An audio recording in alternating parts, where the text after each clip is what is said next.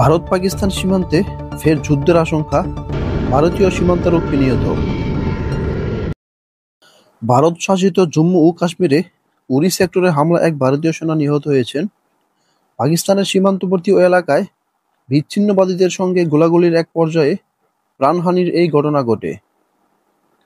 ভারতের সরকারি সূত্র দাবি করছে, পাকিস্তানি সেনাবাহিনীর সহায়তায় সন্ত্রাসীরা সীমান্ত পেরিয়ে অনুপ্রবেশের চেষ্টা চালানোর সময় গোলাগুলির এই ঘটনা ঘটে। বুধবার 13 আগস্ট এক প্রতিবেদনে এ তথ্য জানিয়েছে ভারতীয় সংবাদ মাধ্যম এনডিটিভি। ভারতীয় সেনারা পাল্টা গুলি চালালে সংঘর্ষ শুরু হয়। এতে ভারতীয় এক সেনা গুরুতর আহত হয়ে প্রাণ হারান। অনুপ্রবেশের চেষ্টা ব্যর্থ হলেও দুর্যোগপূর্ণ আবহাওয়ার সুযোগ নিয়ে হামলাকারীরা পালিয়ে যায়। গত এপ্রিলে পেহেলগামে হামলায় 26 জন নিহত হওয়ার পর পাকিস্তানে হামলা চালায় ভারত। জবাবে পাকিস্তানও ভারতে পাল্টা হামলা চালায়।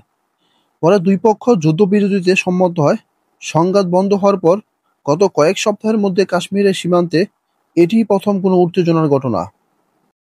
তবে নিয়মিতই চলছে দুই দেশের কথার লড়াই। ভারত পাকিস্তানকে হুমকি দিচ্ছে, সিন্ধু নদীতে তারা বাঁধ নির্মাণ করবে। অন্যদিকে পাকিস্তান বলছে, ভারতে বাঁধ নির্মাণ করলে তা মিসাইল মেরে উড়িয়ে দেওয়া হবে। এবং সম্প্রতি পাকিস্তানের সেনাপ্রধান ভারতকে পারমাণবিক হামলার হুমকি দিয়ে রেখেছেন।